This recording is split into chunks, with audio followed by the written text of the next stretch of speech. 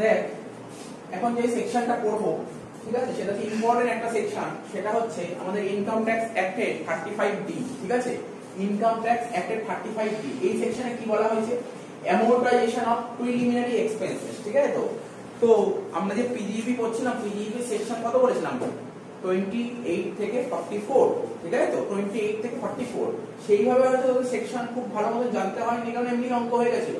কিন্তু কোনো professional course করতে গেলে এই যে অ্যাকচুয়ালি মানে কি বলবো, ইনকাম ট্যাক্স যতগুলো চ্যাপ্টার আছে, পিজিইপি একটু টাফ চ্যাপ্টার, মানে আমার বিকম লেভেল না, বিকম থেকে যদি একটু উপর লেভেলে যায়, কারণ এখানে আমাকে প্রচুর সেকশন করতে হবে, ঠিক আছে। তো সেরকমই এখানে তোদের সেরকম সেকশন করতে হয় না, তো পিজিইপি অঙ্ক করতে দেয়, নরমাল কয়েকটা সেকশন জানলে অঙ্ক নেমে যায়। হ্যাঁ, তোদের যেমন কোন সেকশনটা করতে হয়, সেকশন 32 মনে আছে কি না, সেকশন 32 তে কি বলেছিলাম, ডেপ্রিসিয়েশন।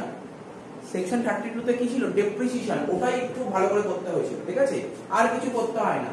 তোদের পিজিইপি যা অঙ্ক দেবে, পিজিইপির বড় অঙ্ক তো দেয়, হয় বিজনেস থেকে অঙ্ক দেবে, না হলে প্রফেশন থেকে অঙ্ক দেবে। প্রতি বছর পরীক্ষায় হয় বিজনেস থেকে দেবে, না প্রফেশন থেকে দেবে। তো বিজনেস বা প্রফেশন একদম ইজি অঙ্ক, কোনো ব্যাপার নেই। ওর সাথে যে অঙ্ক অড দেয়, ঠিক আছে, সেই অঙ্ক কি, একটা সেকশন 32 দেয় ডেপ্রিসিয়েশন, ওর সঙ্গে আরেকটা অঙ্ক দেয়, মানে 5 5 10, তো 5 নাম্বার ডেপ্রিসিয়েশন 32, আর একটা দেবে সায়েন্টিফিক রিসার্চের অঙ্ক দেয়। সায়েন্টিফিক রিসার্চের অঙ্ক দেয়, ওটাও 5 নাম্বার, ওটাও সেকশন 35 এ উল্লেখ আছে। ওটা কি আছে, সেকশন 35 এ উল্লেখ আছে। তাহলে বুঝতে পারলি তো? তাহলে আমি কি বলছিলাম যে আমার যে এক্সামে যে ইনকাম ট্যাক্সের যে অঙ্ক দেবে না, পিজিইপি এই চ্যাপ্টার থেকে তো 10 মার্কস আসে বললাম, 10 মার্কসের মধ্যে তোকে হয় বিজনেসের একটা অঙ্ক দেবে 10 নম্বরে, না হলে বিজনেস যদি পরীক্ষায় না আসে তাহলে প্রফেশনাল অঙ্ক আছে। এর সাথে একটা অঙ্ক অড দেয়, হয় বিজনেস বা প্রফেশন দেবে, তার সাথে একটা অঙ্ক অড দেবে 5 + 5, ঠিক আছে। যেটা দেবে হচ্ছে ডেপ্রিসিয়েশন 5 নাম্বার, যেটা সেকশন 32 তে বলেছিলাম, ওটা ফার্স্ট ভিডিওতে খুব ডিটেইলসে বোঝানো হয়েছে। এবং ওর সঙ্গে আরেকটা পার্ট জুড়ে দেয়, সেটা হচ্ছে সায়েন্টিফিক রিসার্চ। ওটা কত নম্বর সেকশনে, 35। তাহলে কি কি সেকশন তো খুব ইম্পর্টেন্ট, 32 হয়ে গেল, আর 35, 32 থেকে 5 নাম্বার আছে, 35 থেকে 5 নাম্বার। 35 এ কি লেখা আছে, সায়েন্টিফিক রিসার্চ, ঠিক আছে। তো এখন কি করছি, আর এই যে এখন যে টপিক করছি, এটা 35 এর মধ্যে সায়েন্টিফিক রিসার্চ না, এটা কি 35D। আমি কেন করাচ্ছি, কারণ এমকম এ খুব আসে 35D টা, প্রফেশনাল কোর্সে তো আসে, আমাদের এমকম এও ওটা 35D। তো এখন যদি ইচ্ছা হলো, ওদের যদি ইচ্ছা হয় যে না এবার সায়েন্টিফিক রিসার্চ দেবো, তাহলে এটা দিয়ে দেবে 35D, কিছুই নেই, কিচ্ছু নেই, 2-3 লাইন কথা শুনতে হবে, তাহলে অঙ্ক হয়ে যাবে, কিছু নেই। তাহলে বুঝতে পারলি তো সায়েন্টিফিক রিসার্চ একদম শুনা। 35D টা কি, প্রিলিমিনারি এক্সপেন্সেস, নামটা শোন না, প্রিলিমিনারি এক্সপেন্স, জানিস নাম শুনেছিস কখনো, অ্যাকাউন্টস করছি এতদিন ধরে, প্রিলিমিনারি এক্সপেন্স, বিজনেস ফর্ম হওয়ার আগে যদি কোনো খরচ করা হয়, বিজনেস বা বলতে পারো একটা কোম্পানি তৈরি হওয়ার আগে যদি কোনো খরচ করা হয়, তাকে বলা হয় প্রিলিমিনারি এক্সপেন্সেস। তো বল না, এটা কি বলছি তো, বিজনেস গঠন হওয়ার আগে, বিজনেস ফর্ম হওয়ার আগে, তো এটা বিজনেস রিলেটেড মোটামুটি কিন্তু আসবেই 35। তো বলছে প্রথম পয়েন্ট বলছে, অর্থাৎ এই 35D তে কারা ডিডাকশন, কারা ক্লেম করতে পারবে, ঠিক আছে, বলেছে 35D তে কারা ক্লেম করতে পারবে। তাহলে কি বলেছিলাম, বলছে যে SSC who are eligible for deduction, ঠিক আছে, কোন কোন এসএসসি, ঠিক আছে, এলিজিবল মানে এই মানে ডিডাকশনের ক্লেম করতে পারবে, কোন কারা কারা কারা কারা ক্লেম করতে পারবে। আমরা মনে করে বলেছিলাম পার্সন কাকে বলে বলেছিলাম, মনে করার চেষ্টা কর। ইন্ডিভিজুয়াল বলেছিলাম, তারপর বলেছিলাম H O Hindu undivided family, AOP, BOI, local authority, তারপর কি বলছিল পার্টনারশিপ ফার্ম, কোম্পানি, সব বলেছিলাম পার্সন। তো কারা ক্লেম করতে পারে, ইন্ডিয়ান কোম্পানি, মানে কোম্পানি ক্লেম করতে পারবে, কোম্পানি ক্লেম করতে পারে, ইন্ডিয়ান কোম্পানি। আর কি লেখা আছে, নন কর্পোরেট এসএসসি, আরে কোম্পানি মানে তো কর্পোরেট, কোম্পানি মানে তো কর্পোরেট, কোম্পানি ছাড়াও ক্লেম করতে পারবে কে, ইন্ডিভিজুয়াল ক্লেম করতে পারে, এইচইউএফ ক্লেম করতে পারে, পার্টনারশিপ, ঠিক আছে। এখন এখন প্রশ্ন করতে পারি যে স্যার কেন এরা ক্লেম করবে, এরা কেন ক্লেম করবে, কোশ্চেন করতেই পারিস। দেখ তার জন্য অ্যানসার দিতে বলি, প্রিলিমিনারি এক্সপেন্স কি, কোম্পানি গঠন হওয়ার আগের খরচ, তো কোম্পানি তো ক্লেম করতে পারবে না, বলছি ইনকাম ট্যাক্স থেকে পরিষ্কার হয়ে বলে দিচ্ছে না, এরকম না, পার্টনারশিপ ক্লেম করতে পারে, ওরাও ক্লেম করতে পারে, ঠিক আছে। শুধু প্রিলিমিনারি এক্সপেন্সেস মানে যে কোম্পানি গঠন হওয়ার আগের খরচ বলে শুধু কোম্পানি ক্লেম করবে এমন কোনো ব্যাপার নেই, এরাও ক্লেম করতে পারে। কিভাবে কেন ক্লেম করতে পারে একটু ওয়েট করে, এইটা পড়লেই বুঝতে পারবে, এটা পড়লে বোঝা যাবে। তো দেখ কি বলে, condition, condition to be satisfied, কি কন্ডিশন স্যাটিসফাই হতে হবে, before the commencement of business, মানে বুঝতে পেরেছিস তো, before the commencement of business মানে বিজনেস শুরু হওয়ার আগে, তাই তো। For setting up any undertaking or business, ঠিক আছে তো, আর ধর আমি ফিউচারে একটা বিজনেস করতে চাইছি, তো বিজনেস শুরু হওয়ার আগে কিছু খরচা করতে হবে, ঠিক আছে, এটা বলেছে। আর কি বলেছে, after the commencement of business, এমন হতে পারে যে বিজনেস শুরু হওয়ার আগে খরচা করে, এমন হতে পারে বিজনেস শুরু হওয়ার পর কিছু খরচা করলাম বিজনেসটাকে এক্সপ্যান্ড করার জন্য বা নতুন একটা ইউনিট তৈরি করতে, তার জন্য কোনো খরচা করতে পারে, ঠিক আছে। তো এটাই বলেছে after commencement of business in connection with the extension of industrial undertaking or in connection with setting up a new unit, নতুন একটা ইউনিট খুলতে গেছে তার জন্য খরচা হবে। তাহলে এই কন্ডিশন স্যাটিসফাই করতে হবে, ঠিক আছে, কন্ডিশন স্যাটিসফাই করতে হবে। আর একটা কন্ডিশন আছে পরে লেখাবো, নতুন ফাইন্যান্স অ্যাক্ট এসেছে, ফাইন্যান্স অ্যাক্ট 2020 তে একটা নতুন অ্যামেন্ডমেন্ট এসেছে, সেটা আমি বলে দেবো পরে, ঠিক আছে। তো হয়ে গেল, তো দুটো পয়েন্ট, এগুলো এমন কিছু না, এমন কিছু জাস্ট একটু বললাম। আরে কি বললাম, কারা ক্লেম করতে পারে, এরা ক্লেম করতে পারবে। কি কি কন্ডিশন স্যাটিসফাই করতে হবে, বিজনেস শুরু হওয়ার আগেও কোনো খরচ হতে পারে, আবার বিজনেস শুরু হওয়ার পরেও খরচ হতে পারে। বিজনেস শুরু হওয়ার পরে কোন খরচ হতে পারে, বিজনেসটাকে মানে কোম্পানি এক্সপ্যান্ড করার জন্য কোনো খরচা হতে পারে, বা নতুন কোনো ইউনিট খোলার জন্য খরচা হতে পারে। Quantum of qualifying expense for deduction, তো এর মধ্যে কোন কোন খরচ এর মধ্যে আসতে পারে, কি কি খরচ দেয়, ভালো করে মন দিয়ে শুনবি, এরকম বোঝার ব্যাপার আছে। কোম্পানি তৈরি হওয়ার আগের কিছু খরচ, আবার কোম্পানি তৈরি হওয়ার পরের কিছু খরচ। কিন্তু স্যার কোন খরচ, আরে খরচ বললেই কি খরচ, আরে কোন এক্সপেন্স এর মধ্যে আসবে, preparation of feasible report and project report. আরে কেউ যখন কোনো কোম্পানি খুলবে, কোন না কোম্পানি খোলার আগে না ওদের অনেক লোক আছে, মানে কোনো একটা মানে ইনস্টিটিউশন আছে, এদেরকে দিয়ে দেবে, ঠিক আছে, কোনো সংস্থা আছে, সেই সংস্থাকে দিয়ে দেবে, বলছে আমি এই কোম্পানি বা এই কোম্পানি খুলতে চাইছি, আমি ফিউচারে কত কামাতে পারবো, পার ইয়ারলি কত কামাতে পারবো। সবাই বিজনেস শুরু করার আগে না সমস্ত কিন্তু মাপঝোপ বুঝে এগোয়, আগে কেউ বিজনেস স্টার্ট করে না, এত কোটি কোটি টাকা ইনভেস্ট করবে বিজনেসের প্রজেক্টে, ও আগে বুঝবে না বিজনেসটা গ্রো কেমন হবে, বিজনেসে কত কামাতে পারবো, রেভিনিউ কত, সব জানতে চায়, ঠিক আছে। হ্যাঁ, কেউ এক্স্যাক্টলি বলতে পারে না, বলতে পারে যে এরকম তোমার লেভেলটা যাবে, ঠিক আছে, এই ট্রেন্ড হবে। তো বলছে preparation of feasible report and project report, ও একটা আভাস পেয়ে যাবে এরকম বিজনেস পেয়ে যাবে, ঠিক আছে, ফিজিবল রিপোর্ট বা প্রজেক্ট রিপোর্ট। চিন্তা করার কিছু নেই, যখন এই টাইপের অঙ্ক দেবে ও বলেই দেবে ফিজিবল রিপোর্ট বা প্রজেক্ট রিপোর্টের কথাই বলে দেবে, ঠিক আছে। তো তারপর 2 নম্বর কি হবে, drafting and printing of MOA and AOA, মানে বলতে পারি ফুল ফর্ম, এমওএ আর এওএ এর ফুল ফর্ম। আরে কোম্পানি করে আসছিস, এমওএ ফুল ফর্ম হচ্ছে মেমোরেন্ডাম অফ অ্যাসোসিয়েশন, এওএ হচ্ছে আর্টিকেল অফ অ্যাসোসিয়েশন। তোরা বাংলায় পড়েছিলি পরিমেল বন্ধন, পরিমেল নিয়মাবলী, স্মারকলিপি, ওই সমস্ত জিনিস বলেছে। তো এই এমওএ এওএ এর যদি তুই ড্রাফট করিস বা প্রিন্ট করিস, খরচাপাতি হবে, তো খরচাপাতি হবে, সেই খরচ। আর কি লিগ্যাল ফিস, এর লিগ্যাল ফিসটা কি, আরে কোম্পানির রেজিস্ট্রেশন করবি, তার খরচাপাতি আছে না, তো এই খরচ। আর কি বলছে, expense related to issue of share, debenture, underwriting commission. দেখ আমি কি বলছি, তুমি যদি নতুন একটা কোম্পানি তৈরি খুলতে চাও, তাহলে শেয়ার ইস্যু করতে হবে, ডিবেঞ্চার ইস্যু করতে হবে। আরে এইগুলো শেয়ার ডিবেঞ্চার ইস্যু করতে গেলে খরচাপাতি হবে, তো তো শেয়ার আর ডিবেঞ্চার ইস্যু করতে গেলে যে খরচাটা হয় না স্পেশাল, তাকে বলে আন্ডাররাইটিং কমিশন। মানে আমি মার্কেটে যখন শেয়ার ইস্যু করবো বা ডিবেঞ্চার ইস্যু করবো, আমি তার নিজেকে ইস্যু করতে যাবো না, কোনো আন্ডাররাইটারকে বলবো আন্ডাররাইটার শেয়ার ইস্যু করে দেবে, ঠিক আছে, তার জন্য তাকে কমিশন দিতে হবে, এটাও একটা। আর কি কি বলেছে, দেখ মার্কেট সার্ভে, মার্কেটটা সার্ভে করতে হবে, আমি যেই প্রোডাক্টটা নিয়ে আমি বিজনেস করতে চাইছি, প্রোডাক্টের মার্কেটে কি ডিমান্ড আছে সেটাও তো সার্ভে করতে হবে। তারপর কি বলছে, ইঞ্জিনিয়ারিং সার্ভিসেস, এর জন্য ইঞ্জিনিয়ারিং সার্ভিসও করতে হবে, এর জন্য খরচাপাতি হবে। আর কি আদার এক্সপেন্স, যেটা নোটিফাইড আছে, এই এত সব খরচাপাতি হতে পারে, ঠিক আছে। এবার তুই বললি স্যার, এবার আমি তোকে বলবো, এটা তো এগুলো সব কোম্পানি, কিন্তু যারা পার্টনারশিপের ক্ষেত্রে কোন খরচা হবে, পার্টনারশিপ এই খরচাটা করতেই পারে, কোন এই খরচ করতে পারবে না। Memorandum of association, article of association, মানে একটা পার্টনারশিপ বিজনেসে হয় না। তারপর কি registration fees, company registration fees হয় না, কিন্তু পার্টনারশিপ ফার্ম যখন ফর্ম হবে ওর কিছু রেজিস্ট্রেশন চার্জ হতে পারে, সেটা হতে পারে, ঠিক আছে। হ্যাঁ, এটাও হবে না, এটাও হবে না, বাকিতে সব হবে, বাকিতে সব হবে। হবে না কেন, কেন হবে না, পার্টনারশিপ ফার্মও আমার হতে পারে, ঠিক আছে।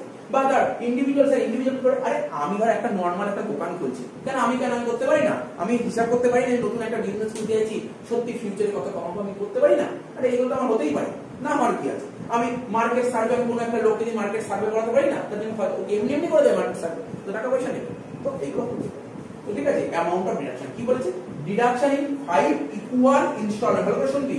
আমি দেখ না, আমি টোটাল এই যে ধর 1 2 3 4 5 6 6টা খরচা করলাম, টোটাল খরচা করলাম 6টা, তো টোটাল 6টা খরচা হলো ধর 1 লাখ টাকা, টোটাল খরচা হলো ধর 1 লাখ, সব তা আমাকে ডিডাকশন দেবে প্রতি বছর কত করে, 5টা ইনস্টলমেন্ট, মানে প্রতি বছর 20 করে, ঠিক আছে। তো কবে স্যার, কবে থেকে ডিডাকশনটা পাওয়া শুরু করবেন, যে বছর বিজনেস স্টার্ট হবে সেই বছর থেকে, ঠিক আছে, যে বছর বিজনেস স্টার্ট হবে সেই বছর থেকে ডিডাকশন পাবো। ধর প্রিভিয়াস ইয়ার ধর 19-20, ধর আমার বিজনেস স্টার্ট হয়ে যাবে প্রিভিয়াস ইয়ার 19-20, তাহলে 19-20 থেকে ডিডাকশন পাবো, 19-20 তে পাবো 20,000, তাই তো, 20-21 পাবো 20, তারপর 21/22 সেরকম করে দেবো, বুঝতে পারছিস তো? তাই না? পড় না কি বলেছে, deduction in 5 equal instalment to resident assessee who incur preliminary expenses before commencement of business or after commencement of for extension for setting up এই বলেছে, আর কিছু বলে পর বাকি ডিডাকশন করে লিখবো আর ক্লিয়ার চলে আসবে। আচ্ছা দেখ 5 নম্বর পয়েন্ট কি বলে, খুব ইম্পর্টেন্ট পয়েন্ট, এটা অঙ্ক করতে গেলে এই পয়েন্টটাই আমার দরকার হয়। আগে কি করেছি না করলাম কত দরকার নেই, মেইন পয়েন্ট এটা, মেইন পয়েন্ট এটা। 5 নম্বর বলেছে maximum amount of qualifying for deduction. কি বলেছে, দু রকম। পরীক্ষায় যে কোনো অঙ্ক দিতে পারে, তোর ইন্ডিয়ান পরীক্ষায় তোর কোম্পানির উপর বেস করে অঙ্ক থাকতে পারে, মানে লিখে দিল টাটা কোম্পানি, লিখে দিল, মানে যে আমরা যে যখন এতদিন ধরে অঙ্কগুলো করলাম তা বলে দিল মিস্টার রাম, তো তো একটা ইন্ডিভিজুয়াল, বা বলে দিল এক্স এন্ড ওয়াই, বা বলতে পারে এক্স ওয়াই জেড, তিনজন মানে একটা পার্টনারশিপ ফার্ম, এরকমও থাকতে পারে, বিভিন্ন রকম থাকতে পারে, ঠিক আছে? তো কোম্পানিও থাকতে পারে বা পার্টিকুলার ইন্ডিভিজুয়াল থাকতে পারে, এইচইও থাকতে পারে, পার্টনারশিপ ফার্ম, যা কিছু থাকতে পারে। তো যদি ধর আমাকে যে কোশ্চেনটা সেট করেছে যদি কোম্পানির অঙ্ক হয় তাহলে রুলটা কি হবে, আর যদি আদার এসএসসি হয় তার রুলটা কি হবে? তাহলে কোম্পানি হলে কি হবে, যত টাকা অ্যাকচুয়াল এক্সপেন্ডিচার, মানে ওই যে 6টা না 7টা পয়েন্ট বললাম না, টোটাল যত খরচ করেছে, টোটাল করে খরচটাকে আমরা শিখে দিলাম। তারপর বলে যদি বি, এখানে কি ভালো করে দেখতে হবে, এ আর বি আছে না, এটা কি আছে বল, এ আর বি, এই তো কি লেখা আছে, এ আর বি এর মধ্যে কি লেখা আছে, ভালো করে পড়তে কি না, কি লেখা আছে, লোয়ার অফ এ আর বি, মানে স্যার এ আর বি এর মধ্যে যেটা ছোট সেটাই হবে ডিডাকশন, তাই না? দুটোর মধ্যে যেটা ছোট, দুটোর মধ্যে যেটা ছোট, তাহলে লিখলো এটা আর এটা ছোট। এবার এটা কি করে বের করেছি, বিটা কস্ট অফ দা প্রজেক্ট যত তার 5% আর ক্যাপিটাল এক্সপেন্ডিচার 5%, দুটোর মধ্যে এটা বড় ভাই লোকলো, তাই আমি বলে দিচ্ছি। সব কোম্পানির ক্ষেত্রে কি হবে, যত টাকা তুমি খরচা করবে টোটাল, ঠিক আছে, টোটাল যত টাকা খরচা করবে সেই টাকাটা তো একটা বেরোলো, এত টাকা খরচা করেছি, আর কি কস্ট অফ দা প্রজেক্টের 5% আর ক্যাপিটাল এমপ্লয়ের 5%, এই দুটোর মধ্যে যেটা বড়, এই দুটোর মধ্যে যেটা বড়, এই দুটোর মধ্যে কম্পেয়ার করবে যেটা ছোট হয়ে যাবে, বুঝা গেল? কোম্পানির ক্ষেত্রে মনে রাখতে হবে, একটু মনে রাখতে হবে, আর কিছু। আর কি আদার রেসিডেন্টের ক্ষেত্রে কোনো সমস্যাই নেই, অ্যাকচুয়াল যত টাকা খরচ করেছে আর কস্ট অফ প্রজেক্টের 5% এর মধ্যে ছোট। এখন তুই বলতে স্যার কস্ট অফ প্রজেক্ট কি করে বের করব, amount invest in fixed asset, fixed অ্যাসেটে তুমি যত টাকা ইনভেস্ট করবে এটাই হচ্ছে কস্ট অফ। কোন অ্যাসেটে বললাম, ফিক্সড অ্যাসেটে যত টাকা কন্ট্রিবিউট করেছো বা ইনভেস্ট করেছো এটাই হচ্ছে কস্ট অফ প্রজেক্ট। আর ক্যাপিটাল এমপ্লয়, এটা তার জিজ্ঞাসা করেছেন ক্লাস 11 থেকে শিখে আসি অ্যাকাউন্টেন্সি করার সময়, ক্যাপিটাল এমপ্লয়, ঠিক আছে? ক্যাপিটাল এমপ্লয় কি করে বের করেছি, শেয়ার ক্যাপিটালের সঙ্গে লং টার্ম বরোইং যোগ করেছি। অ্যাকচুয়ালি অরিজিনাল ক্যাপিটাল এমপ্লয় বের করার ফর্মুলা শেয়ার ক্যাপিটাল তার সাথে রিজার্ভও যোগ করতে হয়, শেয়ার ক্যাপিটাল যোগ রিজার্ভ যোগ লোন। আবার বলছি কি বললাম বল, ক্যাপিটাল যোগ রিজার্ভ যোগ লোন, এই তিন থেকে যোগ করলে হয় ক্যাপিটাল এমপ্লয়। কিন্তু আমাদের যে ধারা এই যে 35D ইনকাম ট্যাক্স অ্যাক্ট পরিষ্কার ভাবে বলে তুমি রিজার্ভ এখানে যোগ করতে পারবে না, বলে দিয়েছি। তো কোশ্চেন হয়ে গেছে, স্যার বুঝে গেছে, অঙ্ক হয়ে যাবে। এই যে এখানে নতুন অ্যামেন্ডমেন্ট তুই জান বা না জান অঙ্ক তো নেমে যাবে। তবু নতুন অ্যামেন্ডমেন্ট কি বলেছে, অ্যামেন্ডমেন্ট কি জানিস তো, আরে তোরা তো তোর অ্যান্ড্রয়েড ফোন ইউজ করছিস তাই না, তো মাঝে মাঝে তোকে সফটওয়্যার আপডেট করতে হয়, বা এই হোয়াটসঅ্যাপ বা ফেসবুক মাঝে আপডেট করতে, আপডেট না করলে নতুন জিনিসগুলো তুই পাবি না। তো এটাও তো সেরকম অ্যামেন্ডমেন্ট আপডেট নিয়ে এসেছে, আপডেট, ঠিক আছে? সে আপডেটটা কবে এসেছে, ফাইন্যান্স অ্যাক্ট 2020, কে এই আপডেটটা নিয়ে এসেছিল, কমন ব্যাপার, আমাদের যে ফাইন্যান্স মিনিস্টার নির্মলা সীতারামন উনি এসেছিল এই আপডেটটা, ঠিক আছে? তো কি বলছে, এটা অ্যাপ্লিকেবল হচ্ছে কোন অ্যাসেসমেন্ট ইয়ার থেকে, 2021, ঠিক আছে? তো ধর অডিট রিপোর্টের কথা বলে, অডিট রিপোর্ট, অডিটিং করতে হবে, কাদের অডিটিং করতে হবে দেখ, একটা কোম্পানি আর কর্পোরেট অ্যাসেসমেন্ট কোম্পানি, আর একটা হচ্ছে আদার দেয়। বলছে কোম্পানিদের জন্য অডিট রিপোর্ট করার দরকার নেই, নট রিপোর্ট, ওদের দরকার নেই অডিট রিপোর্ট করার, কিন্তু এদের ক্ষেত্রে অডিট রিপোর্ট করতেই হবে, ঠিক আছে? কি বলেছে দেখ, সাবমিট অডিট রিপোর্ট সাবমিট করতে হবে। কিসের অডিট রিপোর্ট, এই যে প্রিলিমিনারি খরচা করেছে না এর অডিট রিপোর্ট করতেই হবে, তোমাকে করতেই হবে। স্যার কাকে দিয়ে করাতে হবে, চার্টার্ড অ্যাকাউন্টেন্ট দিয়ে, অন্য কাউকে দিয়ে করালে হবে না, সিএ কেই করতে হবে, অন্য কেউ অডিট রিপোর্ট করলে হবে না। অডিটিং করবে কে, একটা অডিটিং করে সিএ রাই করে, ঠিক আছে? ওকে দিয়ে অডিট করাতে হবে, অন্য যায় না, নরমাল গ্র্যাজুয়েশন পাস ওকে দিয়ে অডিট করালে কোম্পানি ওকে করালে হবে না, অডিটিং করাতে হবে সিএ কে দিয়ে, ঠিক আছে? এবং ওই সিএ হচ্ছে রিপোর্টটা পেশ করবে, ঠিক আছে? তো স্যার ধরুন আমি অডিট রিপোর্ট করালাম না, কি হবে, কিছুই হবে না, কি আর হবে, কিছুই হবে না, তোমাকে এই সেকশনে তোমাকে ডিডাকশন দেবো না, এটাই বলে ডিডাকশন আমি তোমাকে দেবো না, রিপোর্ট দাও, অডিট রিপোর্ট পেশ করো, আমি তোমাকে ডিডাকশন দেবো, রিপোর্ট পেশ করবে না, আমি ডিডাকশন দেবো। ক্লিয়ার? আচ্ছা ক্লিয়ার হচ্ছে। Even if tax audit not required under section 44 AB, the tax audit এর ফোর্থ সেমিস্টার হল না, ফিফথ সেমিস্টার অবধি অডিটিং করবি, ওখানে আবার ট্যাক্স অডিট করবি, ট্যাক্স অডিট করবি পরীক্ষায়। কিন্তু 80 নম্বর পরীক্ষা হয়তো চলেও এসেছে ফিফথ সেমিস্টারে ট্যাক্স অডিটের কোশ্চেনটা আসবে, খুব important question. Tax audit fifth সেমিস্টারে কি শিখবি, এত নম্বর ধারায় পুরো ডিটেইলসে শিখবি, ওখানে ট্যাক্স অডিট কি লেখা আছে, ঠিক আছে তো? তো ট্যাক্স অডিট জেনারেলি আদার্সদের ট্যাক্স অডিট করতে হয় না, করতে হয় না ট্যাক্স অডিট, এটা ট্যাক্স অডিট করতে হয় না, কিন্তু তোর কিছু করার নেই, তোকে ট্যাক্স অডিট করতে হবে। কেন করতে হবে? তুমি যদি এই ধারায় এই সেকশনে যদি ডিরেকশন দিতে তাহলে তুমি ট্যাক্স অডিট করতে হবে, এই বলেছে। কি বললাম বুঝতে পারছিস তো? কোনো ব্যাপার নেই। তো বুঝতে পারছিস তো? Even if tax audit sir কবের মধ্যে করতে হবে, কবের মধ্যে করতে হবে, কোন তারিখের মধ্যে? এই সিএকে তে ট্যাক্স অডিট কোন তারিখের মধ্যে করতে হবে? আরে এই 44 এবি তে সেই স্পেসিফাইড ডেটের কথা বলা আছে, এই তারিখের মধ্যে করতে হবে। ঠিক আছে, যখন 44 এবি পড়বি তখন তো এত তো জানার দরকার নেই, বলে দিলাম। এই তো কারা জানে যারা সিএ বা সিএমএ পড়বে তাদের এর উপর অঙ্ক আসে, তারা জানে। ঠিক আছে, মানে এই টপিকটার উপর এটা নেবা তোরা পারি। এবার অডিট, ঠিক আছে তো? অডিট যেই প্রিভিয়াস ইয়ারে খরচা করবি সেই প্রিভিয়াস ইয়ারে তোকে অডিট করতে হবে। সাবমিট, সাবমিশনটা কবে করবি? যেই প্রিভিয়াস ইয়ারে ডিডাকশন পেতে চাস সেই বছর সাবমিশন করতে হবে।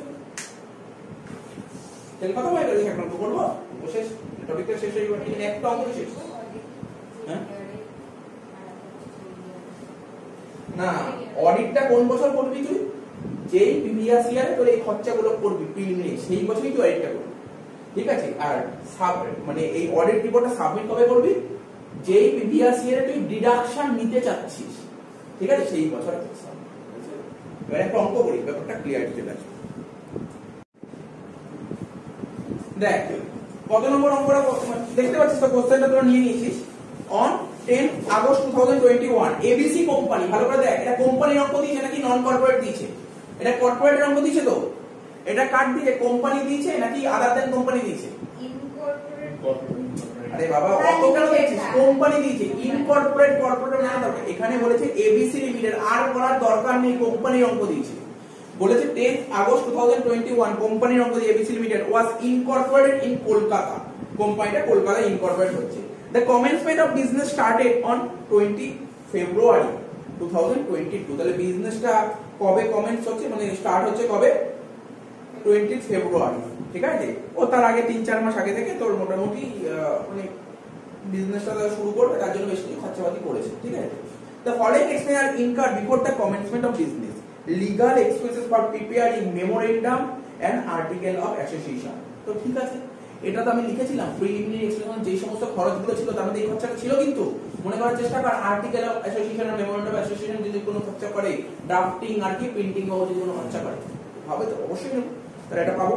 আর কি cost of preparing feasible report, বলেছিলাম ফিজিবল রিপোর্ট আর প্রজেক্ট রিপোর্ট, এটাও পাবে। ঠিক আছে তো? কস্ট অফ মার্কেট সার্ভে, কিন্তু এটাও তো ছিল। তারপর কি ছিল?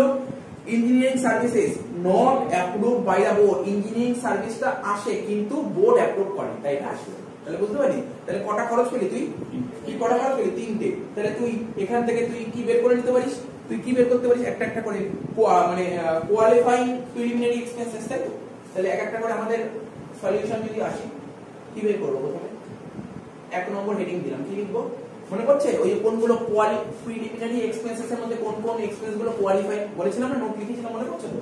কি নোট লিখেছিলাম? For qualifying expense for deduction, deduction পাওয়ার জন্য 3 নম্বর পয়েন্টে লেখা ছিল ডিডাকশন পাওয়ার জন্য কোন কোন খরচগুলো কোয়ালিফাইং হবে, মনে পড়ছে? 3 নম্বর পয়েন্টে দেখ কি লেখা ছিল? কোয়ালিফাইং এক্সপেন্সেস ফর ডিডাকশন, লেখ qualifying expenses for deduction, qualifying expenses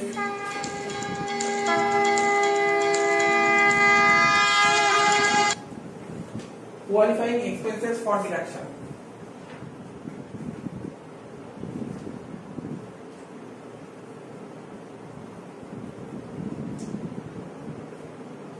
qualifying expense for deduction, তাহলে নামগুলো একটা করে লে, কোনো সমস্যা নেই। কি লিখবি? দেখে দেখে লিখ, দেখে দেখে লিখ, যে নামগুলো ছিল দেখে দেখে লিখবি। Legal expenses, like legal expenses, ঠিক আছে? দেখে দেখে লিখ, নামগুলো দেখে দেখে লিখ। তো দেখ যেটা বললাম তোদের বিষয় টোকা হয়ে গেছে, কোশ্চেন দেখে দেখে কি লিখেছি? Legal expenses for preparing memorandum of association and article of association 80,000 টাকা বলে দিয়েছে, লিখে দিলাম। Cost of preparing feasibility report 2 lakh টাকা বলেছে, লিখে দিলাম। Cost of market survey report 1 lakh টাকা, 1 লাখ 10 বলে লিখে দিলাম, টোটাল 3,90,000। এখন কি করবি স্যার, ইঞ্জিনিয়ারিং সার্ভিসেস এটা বোর্ড অ্যাপ্রুভ করেনি বলে লিখলাম, হয়ে গেল টোটাল 3,90,000 টাকা। ঠিক আছে। 2 নম্বর পয়েন্ট কি ছিল পর, 2 নম্বর ছিল maximum amount of qualifying for deduction, তাই ছিল তো, লাইক ম্যাক্সিমাম অ্যামাউন্ট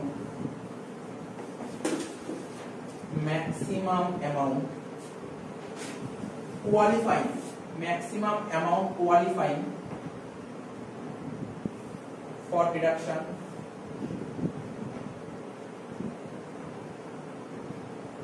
এই তো ছিল।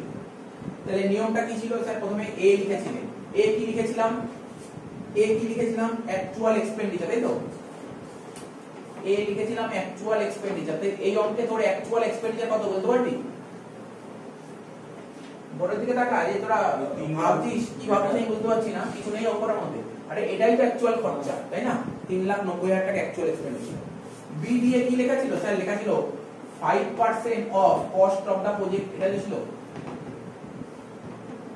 তাহলে কস্ট অফ দা প্রজেক্ট বের করতে হবে, বের করে নি এখন কস্ট অফ দা প্রজেক্ট। তো কস্ট অফ দা প্রজেক্ট তোকে বের করতে হবে।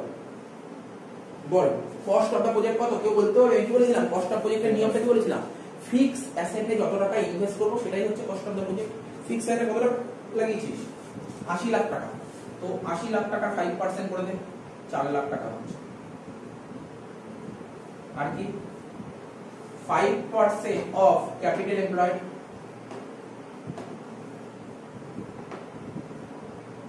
তো ক্যাপিটাল এমপ্লয়েড বের করার ফর্মুলা কি বলেছিলাম স্যার, আপনি বলেছিলেন শেয়ার ক্যাপিটাল যোগ লোন। ভাব, চিন্তা ভাবনা কর না, একটু ভাব না, কি বলেছিলাম ফর্মুলা দেখ কি ছিল, ক্যাপিটাল এমপ্লয়েড ফর্মুলা কি লেখা ছিল, শেয়ার ক্যাপিটাল প্লাস লোন, আর কিছু ছিল না, আর কিছু ছিল না। তার মানে আমি এখানে নিচে রাফ করে দিচ্ছি capital employed equal to share capital plus long term বরোইংস,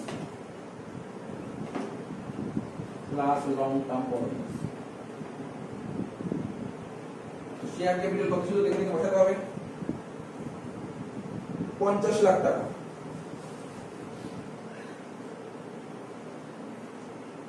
long term বরোইংস কত ছিল দেখ, 20 লাখ আর 10 লাখ দুটো মিলিয়ে 30 লাখ টাকা,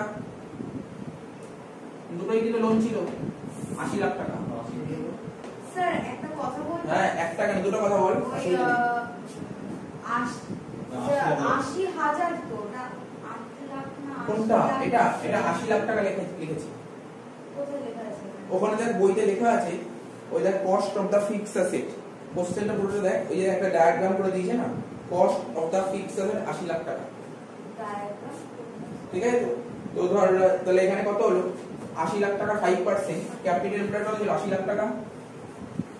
স্যার বলছি মানে ছবিটা আসেনি, ছবিটা পুরো তুলিস ছিল, এই জন্য আসেনি। তো ধর তাহলে কত হলো, এখানে 80 লাখ টাকা হলো, 80 লাখের 5% কর আবার 4 লাখ টাকা। নিয়ম কি শিখিয়েছিলাম, এই দুটোর মধ্যে হায়ার, তাই তো, মনে পড়ছে তো, হায়ার কত 4 লাখ। এবার কি বলেছিলাম, এই দুটোর মধ্যে লোয়ার, এখানে লিখবো lower of A and B, lower of A and B, এই দুটোর মধ্যে লোয়ার কোনটা, 3,90,000। এত অবধি বুঝে নে, তারপরে বলা যাচ্ছে।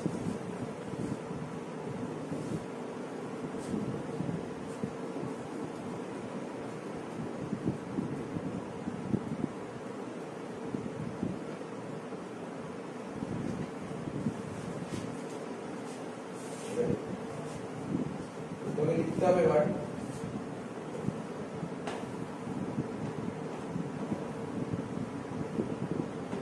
the amount is deductible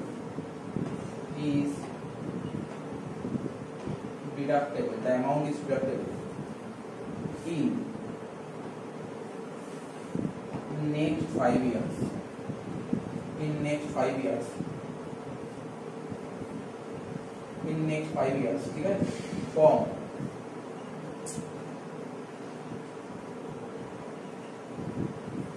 কোন বছর থেকে আরম্ভ হবে, কোন 5 বছর, কেননা আমাদের 22 মানে 22-23 থেকে আরম্ভ হবে, ঠিক আছে? যেই প্রিভিয়াস ইয়ারের ঘটনা বলছে সেই প্রিভিয়াস ইয়ার থেকে আরম্ভ হবে, মানে 22-23 থেকে যাবে 5 বছর, 22-23 থেকে 5 বছর, 5 বছর হয় বল, 22-23, 23-24, 24-25, 25-26, 26-27, 26-27 অবধি পাবে। কি রুলটা মনে কর কি বলেছিলাম, প্রথম কত নম্বর পয়েন্ট করব, 4 নম্বর পয়েন্টটা পরে অ্যামাউন্ট অফ ডিডাকশন। কি বলেছিলাম, অ্যামাউন্ট অফ ডিডাকশন দেবে 5টা ইকুয়াল ইনস্টলমেন্টে দেবে। কটা ইনস্টলমেন্ট দেবে? 5টা ইনস্টলমেন্টে দেবে। অর্থাৎ যেই বছর তোর ব্যবসা শুরু হবে সেই বছর থেকে আগামী 5 বছর অবধি ডিডাকশনটা পাবে, ঠিক আছে? তাহলে 22 থেকে যদি বিজনেস স্টার্ট হয়, 22 থেকে 5 বছর 26 অবধি হচ্ছে, তাহলে 26 অবধি তুই পাবি, ঠিক আছে? কত টাকা? 3,90,000 টাকা, 1/5 25 বছর কত করে পাবি? 22-23টা কি হচ্ছে না? হ্যাঁ, যেই প্রিভিয়াস ইয়ারে বিজনেস শুরু হবে সেই প্রিভিয়াস ইয়ার থেকে ডিডাকশন পাবি, যেমন ইন্টারেস্ট অনলাইন করছি, ঠিক আছে? যে প্রিভিয়াস ইয়ারে বাড়িটা কমপ্লিট হতো সেই বছর থেকে তুই ডিডাকশন নিবি, ঠিক আছে? এখানেও তাই। তাহলে কত টাকা হচ্ছে বলি? 78%। এখানে আর কোনো অঙ্ক করার দরকার নেই, প্রিলিমিনারি এক্সপেন্সে একটা অঙ্কই এনাফ, আর কোনো করার দরকার নেই, ঠিক আছে? শুধু নোটটাই তোর করে রাখলেই হলো। আমি তবুও বলছি না পরীক্ষায় তোর প্রিলিমিনারি এক্সপেন্সে অঙ্ক দেবে, ঠিক আছে? তো একটা বইতে আছে, আমি নোটটা করে রাখলাম, যদি ইনকামে খুব আসে আমি নোটটা করে রাখলাম, ঠিক আছে?